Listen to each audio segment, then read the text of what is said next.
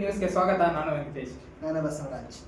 ಮೊದಲಿಗೆ ಬಸವರಾಜ್, ಮೊನ್ನೆಯಿಂದನೂ ಇಡೀ ತಮಿಳುನಾಡಿನ ರಾಜ್ಯ ರಾಜಕಾರಣದಲ್ಲಿ ಒಂದು ಹೊಸ ಮೈಲುಗಲ್ಲು ಸಾಧಿಸಿರುವಂತ ಟಿವಿಕೆ ವಿಜಯ್ ನಿನ್ನೆ ಏನಾಗಿತ್ತು, ಎಲ್ಲರೂ ಕಾಯ್ತಾ ಕೂತಿದ್ರು. ಇವತ್ತು ವಿಜಯ್ ಅವರು ರಾಜ್ಯಪಾಲರ ಹತ್ರ ಹೋಗಿ ತಮ್ಮ ಹಕ್ಕು ಮಂಡಿಸಿ ಇನ್ನೇನು ವಿಜಯ್ ಅವರು 11:30 ಸಿಎಂ ಪ್ರಮಾಣ ವಚನವನ್ನು ಸ್ವೀಕರಿಸ್ತಾರೆ ಅಂದ್ರು. ಆದ್ರೆ ರಾಜ್ಯಪಾಲರು ಏನ್ ಹೇಳಿದ್ರು, ತಮ್ಮ ಪ್ರೋಟೋಕಾಲ್ ಪ್ರಕಾರ 118 ಶಾಸಕರ ನಂಬರ್ಗಳನ್ನ ತನ್ನಿ, ನಾನು ಅದಾದ್ಮೇಲೆ ಏನಾಗುತ್ತೆ ಅದನ್ನೆಲ್ಲ ನೋಡ್ತಾ ಹೋದ್ರು.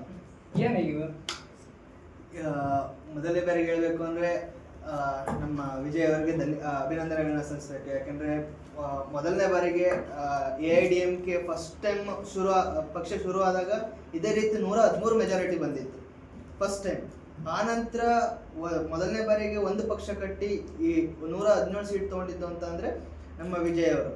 ಈಗ ಏನಾಗಿದೆ ಪರಿಸ್ಥಿತಿ ಅಂದ್ರೆ ಯಾವಾಗಲೂ ಇದೇ ರೀತಿ ಆಗುತ್ತೆ. ಕರ್ನಾಟಕದಲ್ಲೂ ಇರ್ಬೋದು, 2019 ಚುನಾವಣೆಯಲ್ಲಿ ಬಿಜೆಪಿ ಕೂಡ 104 ಸೀಟು ಮೇಜರ್ ಪಾರ್ಟಿ ಹೊರಬಂದ್ರು ಕೂಡ ಸರ್ಕಾರ ರಚನೆ ಮಾಡಕ್ ಆಗ್ಲಿಲ್ಲ.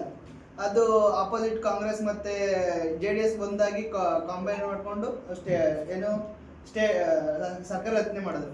ಮೇ ಬಿ ಈಗ ನಡೀತಾ ಇರುವಂತ ಚರ್ಚೆ ನಿನ್ನೆ ಒಂದು ಯಾವುದು ನ್ಯಾಷನಲ್ ಮೀಡಿಯಾದಲ್ಲಿ ಬರ್ತಿತ್ತು, AIADMK ಮತ್ತೆ DMK ಒಂದೇ ಯಾಕೆ ಒಂದಾಗಬಾರ್ದು ಅನ್ಸುತ್ತೆ. ಅದಕ್ಕೆ ಅದೇ ಆಗ್ಬೋದು ಅಂತ ನನ್ನ ಅನ್ಸಿಕೆ. ಬಟ್ ಎಲ್ಲರೂ ಏನ್ ಅನ್ಕೊಂಡ್ರೆ, ವಿಜಯ್ ಅವರು ತಮ್ಮ ಬಹುಮತವನ್ನ ಹೆಚ್ಚು 108 ಸೀಟ್ ಗೆದ್ದಿದ್ದಾರೆ. ಇನ್ನೊಂದು ಕೆಲವೊಂದು ಸೀಟ್ಗಳನ್ನ ಮೈತ್ರಿ ಮಾಡ್ಕೊಂಡು ಕಾಂಗ್ರೆಸ್ ಆಗಿರ್ಬೋದು ಮತ್ತೆ ಲೋಕಲ್ ಪಕ್ಷದ ಜೊತೆ ಮೈತ್ರಿ ಮಾಡ್ಕೊಂಡು ಏನಾಗುತ್ತೆ ಅಂದ್ರೆ ವೆಂಕಟೇಶ್, ಇಲ್ಲಿ ತಮಿಳುನಾಡಿನ ಒಂದು MLAಗಳ ಒಂದು ಮೈಂಡ್ ಸೆಟ್, ಜನತೆಯ ಒಂದು ಮೈಂಡ್ ಸೆಟ್ ಹೇಗಿದೆ ಅಂದ್ರೆ ಅವರು ದ್ರವಿಡಿಯನ್ ಪಕ್ಷಗಳಿಗೆ ಬಹಳ ಒತ್ತು ಕೊಡ್ತಾರೆ. ಹಾಗಾಗಿ ಈ ದ್ರವಿಡಿಯನ್ ಪಾರ್ಟಿಗಳು ಸೇರ್ಕೊಂಡು ಕಂಬೈನ್ ಮಾಡುವಾಗ ಕಾಂಗ್ರೆಸ್ ಮೊದಲಿಂದಲೇ DMK ಜೊತೆ ಇದ್ದಂತ ಒಂದು ಪಕ್ಷ, ಹಾಗಾಗಿ ಅವರು 5 ಸೀಟ್ ಅಷ್ಟೇ ಇರೋದು. ಹಾಗಾಗಿ ಅವ್ರು ಮತ್ತೆ ವಾಪಸ್ ಬಂದ್ರೆ ಬರಲ್ಲ ಅಂತ ಹೇಳೋದಕ್ಕಾಗೋದಿಲ್ಲ. ಆಮೇಲೆ ಮುಸ್ಲಿಮ್ದು ಒಂದು 5 ಸೀಟ್ ಇದಾವೆ. ಸೊ ಇವೆಲ್ಲ ವಾಪಸ್ DMKಗೆ ಅಲೈನ್ ಆಗುವಂತ ಸಿಚುವೇಶನ್ ಬಹಳ ಇದಾವೆ ಅಂತ ನಮ್ಮ ಪ್ರಶ್ನೆ. ಹಾಗಾಗಿ TVK ಕರ್ನಾಟಕದಲ್ಲಿ ಬಿಜೆಪಿ ಹೇಗೆ ಹಿಂದುಳಿತಲ್ಲ, ಮೇ ಬಿ ಹಾಗೆ ಹಿಂದುಳಿಬಹುದು ಅನ್ನೋದು ನನ್ನ ಒಂದು. ಬಸವರಾಜ್, ಇಲ್ಲಿ ನೆಕ್ಸ್ಟ್ ಮುಂಚೆಯಿಂದನೂ ತಮಿಳುನಾಡಲ್ಲಿ ಫೈಟಿಂಗ್ ಇದ್ದದ್ದು DMK ಮತ್ತು AIADMK. ಯಾವಾಗ ವಿಜಯ್ ಅವರು 2024 ಜೂನ್ ತಿಂಗಳಲ್ಲಿ TVK ಪಕ್ಷ ಘೋಷಿಸ್ತಾರೆ, ಆವಾಗ ಎಲ್ಲರೂ ಹೇಳ್ತಾರೆ ಇವನೇನ್ ಸಿನಿಮಾದಲ್ಲಿ ಅಷ್ಟೇ ಡೈಲಾಗ್ ಹೊಡಿತಾರೆ, ಬಟ್ ರಾಜಕೀಯದಲ್ಲಿ ಆಸ್ ಮಚ್ ಪಾಸಿಬಲ್ ನಾಟ್ ಅಂತ ಹೇಳ್ತಾರೆ. ಬಟ್ ಅದನ್ನ ವಿಜಯ್ ಅವರು ಅಕ್ಷರಶಃ ಸುಳ್ಳು ಮಾಡಿ 108 ಸೀಟ್ ಗೆದ್ಕೊಂಡಿದ್ದಾರೆ.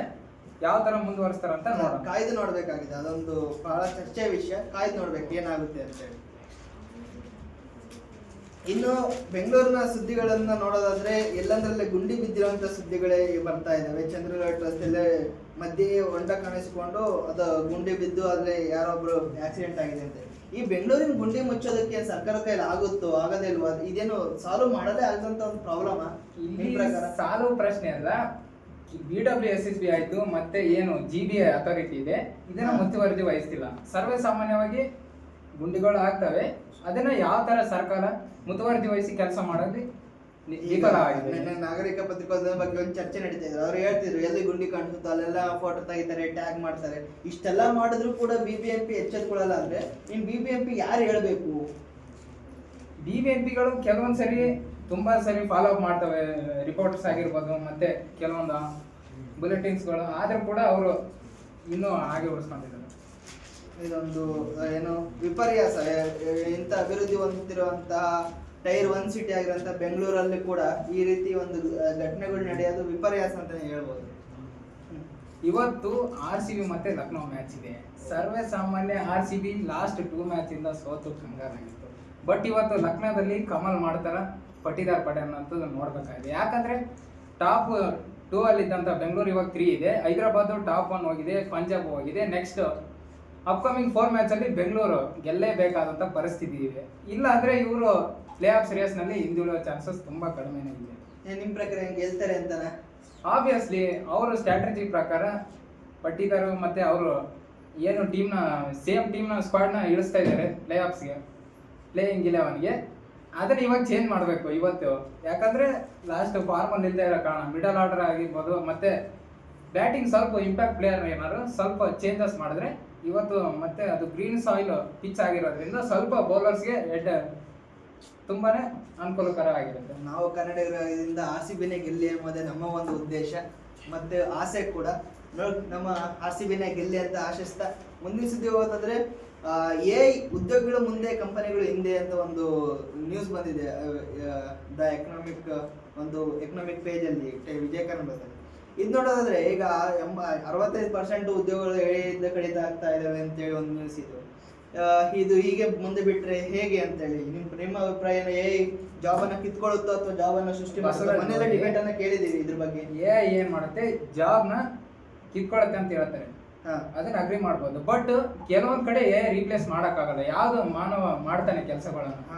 ಹಾರ್ಟ್ ಸರ್ಜರಿ ಆಗಿರ್ಬೋದು, ಕೆಲವೊಂದಿಷ್ಟನ್ನ ಅದಕ್ಕೆ ಮನುಷ್ಯನೇ ಮಾಡ್ಬೇಕು. ಇವಾಗ AI ನ ಸೃಷ್ಟಿ ಮಾಡಿರೋದು ಟೆಕ್ಕೀಸ್ ಅಂದ್ಮೇಲೆ ಮನುಷ್ಯರೇ ಕಮಾಂಡ್ ಮಾಡ್ಬೇಕು, ಕೋಡಿಂಗ್ ಚೇಂಜ್ ಮಾಡ್ಬೇಕು. ಅಂದ್ರೆ ಎಲ್ಲಾ ಕೆಲಸನೂ ಮಾಡಕ್ಕಾಗಲ್ಲ. ಬಟ್ ಅದ್ರ ತಕ್ಕನಾಗೆ ನೆಕ್ಸ್ಟ್ ಅಪ್ಕಮಿಂಗ್ ಡೇಸ್ ಅಲ್ಲಿ ಇದಕ್ಕ ಪ್ರೆಸೆಂಟ್ ಜನರೇಷನ್ ಹೊಂದ್ಕೊಂಡು ಹೋಗ್ಬೇಕು. ಒಂದಿಷ್ಟು ಜಾಬ್ ಅಂತೂ ಕಸ್ಕೊಳ್ಳುತ್ತೆ ಅನ್ನೋದಂತೂ ಕಸ್ಕೊಳ್ಳುತ್ತೆ. 10 ಜನ ಮಾಡೋ ಕಡೆ ಒಬ್ಬ ಮಾಡ್ತಾನೆ ಅಂದ್ರೆ ಆಬ್ವಿಯಸ್ಲಿ ಉಳಿದ 9 ಜನಗಳ ಕತೆ. ಅದಕ್ಕೆ ಸರ್ಕಾರ ಯಾವ ರೀತಿ ಉದ್ಯೋಗವನ್ನ ತಡೆಯೋದಕ್ಕೆ ಯಾವ ರೀತಿ ಸೆಮಿನಾರ್ಗಳಾಗಿರ್ಬೋದು, ಕಾರ್ಯಾಗಾರಗಳಾಗಿರ್ಬೋದು ಹೆಚ್ಚಿನ ರೀತಿಯಲ್ಲಿ ಕೈಗೊಳ್ತಾ ಇದ್ದಾರೆ. ಅದಕ್ಕೋಸ್ಕರನೇ ಮಲ್ಟಿ ಸ್ಕಿಲ್ಡ್ ಲೇಬರ್ಸ್ ನ ಸೃಷ್ಟಿ ಮಾಡೋದೇ ಈಗ ಧ್ಯೇಯ ಆಗಿದೆ. ಇಲ್ಲ ಅಂತಂದ್ರೆ ಇವಾಗ ಎಜುಕೇಶನ್ ಸಿಸ್ಟಮ್ ಅಲ್ಲೂ NEP ತಂದ್ರು. ಅದು ಕಾರಣನೇ ಮೇನ್ AI ಮತ್ತೆ ಇನ್ನಿತರ ಕೋರ್ಸ್ಗಳನ್ನ ಇಂಟ್ರೊಡ್ಯೂಸ್ ಮಾಡೋ ಸಲುವಾಗಿ.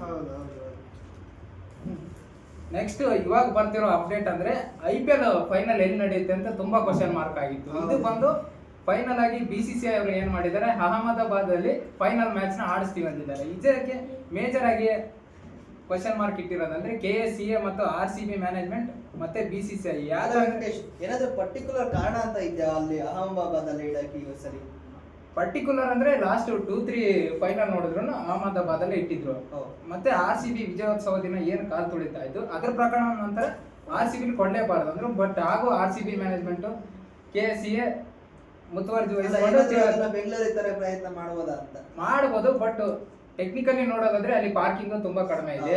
ಮತ್ತೊಂದು ರೀತಿಯಲ್ಲಿ ಇಶ್ಯೂ ಆಗುತ್ತೆ. ಇಡೀ ದೇಶದಲ್ಲೇ ಒಂದು ದೊಡ್ಡ ಸ್ಟೇಡಿಯಂ, ಇಡೀ ಜಗತ್ತಿನಲ್ಲಿ ಜಾಸ್ತಿ ಇದೆ. 133+ ಜನರು ಕೂತ್ಕೊಂಡು IPL ನೋಡ್ಬೋದು. ಇದರಿಂದ ಮತ್ತೆ ಟ್ರಾವೆಲಿಂಗ್ ಮತ್ತೆ ಈ ತರ ಏನೇನು ಅಂದ್ರೆ ಎಲ್ಲಾ ದೃಷ್ಟಿಯಿಂದಲೂ ಗುಜರಾತಿನ ಒಂದು Ahmedabad stadium better, Modi stadium much better ಅಂತ ಹೇಳ್ಬೋದು.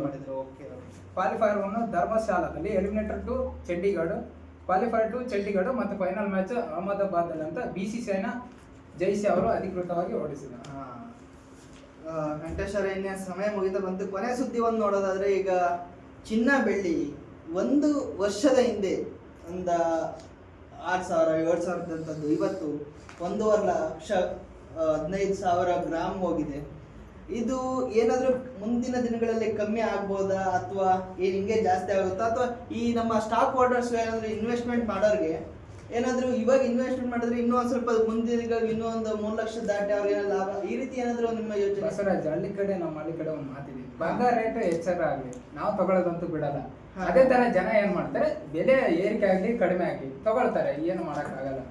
ತಗೊಂಡೇ ತಗೋತಾರೆ. ಹೌದು, ಮೊನ್ನೆ ಇನ್ನು ನೋಡಿದ್ರೆ ನಮ್ಮ ಅಕ್ಷಯ ತೃತೀಯ ಹಬ್ಬ ಬಂತಲ್ಲ, ನಮ್ ದೇಶನಾಗ ಹೇಳ್ತಾರೆ ಬಡವ್ರ ಕಂಟ್ರಿ ಅಂತ. ನಾನು ಮೊನ್ನೆ ಆ ಪೇಪರ್ ಓದುವ ನಂಗೆ ಅನ್ಸಿದ್ದೇನಂತಂದ್ರೆ, ಅಕ್ಷಯ ತೃತೀಯ ಒಂದೇ ದಿನ ಬರೀ ಕರ್ನಾಟಕದಲ್ಲಿ 1 ಟನ್ಗಿನ್ನ ಹೆಚ್ಚಿಗೆ ಮಾರಾಟ ಆಗಿದೆ. ಆಗುತ್ತೆ. 1 ಟನ್ ಅಂದ್ರೆ ಎಷ್ಟು? 1000 kg ಬಂಗಾರ ಬರೇ ನಮ್ಮ ಕರ್ನಾಟಕದಲ್ಲೇ ಏನೋ ಸೇಲ್ ಆಗಿದೆ ಅಂತಂದ್ರೆ, ನಮ್ಮ ಕರ್ನಾಟಕ ಅಥವಾ ನಮ್ಮ ಭಾರತವನ್ನ ಬಡ ದೇಶ ಅಂತ ಹೇಗೆ ನಾವು ಕರೆಯೋಕ್ಕಾಗುತ್ತೆ? ಅನ್ನ ತಗೋತಾರೆ. ಇವಾಗ ಮಧ್ಯಮ ವರ್ಗದಾಗ ಆಗಿರ್ಬೋದು, ಮತ್ತೆ ಒಂದಷ್ಟು ಜನ ಆಗಿರ್ಬೋದು, ಹೆಚ್ಚಾಗಿ ತಗೋತಾರೆ. ಇಡೀ ಹಂಗ್ ನೋಡ್ತವ್ರೆ. ಅಫಿಷಿಯಲಿ ಗೋಲ್ಡ್ ರಿಸರ್ವ್ ಜಾಸ್ತಿ ಇರೋದು ಅಂತಂದ್ರೆ ಅಮೆರಿಕದಲ್ಲಿ. ಅನ್ಅಫಿಷಿಯಲ್ ನೋಡೋದಾದ್ರೆ ನಮ್ಮ ಭಾರತದಲ್ಲೇ ಅತಿ ಹೆಚ್ಚು ಚಿನ್ನದ ರಿಸರ್ವ್ ಇರ್ಬೋದು ಅಂತ ನನ್ನ ಒಂದು ಅಭಿಪ್ರಾಯ. ಓಕೆ, ಫೈನಲಿ ನಾವು ಬರೋದಾದ್ರೆ ನೋಡೋಣ ವಿಜಯ್ ಯಾವ ತರ ತಮ್ಮ ಹಕ್ಕು ಮಂಡಿಸಿ ನೆಕ್ಸ್ಟ್ CM ಪಟ್ಟ ಹಿಡಿತಾರ, ಏನು DMK ಮತ್ತು AIDMK ತಮ್ಮ ಬಲ ಸಾಧಿಸಿ ತಮಿಳುನಾಡಲ್ಲಿ ಏನಾದ್ರು ಸ್ಟ್ರಾಟಜಿ ಉಲ್ಟಾ ಮಾಡ್ತಾರ ಅಂತ. ಈ ರೀತಿಯ ನಿರಂತರ ಮುಖ್ಯ ಸುದ್ದಿಗಳ ವಿಶ್ಲೇಷಣೆಗಾಗಿ ನೋಡ್ತಾ ಇರಿ BUB ನ್ಯೂಸ್. ಇದು ಮಾಹಿತಿ ಮನರಂಜನೆಗಳ ಸಮ್ಮಿಲನ. ಧನ್ಯವಾದಗಳು.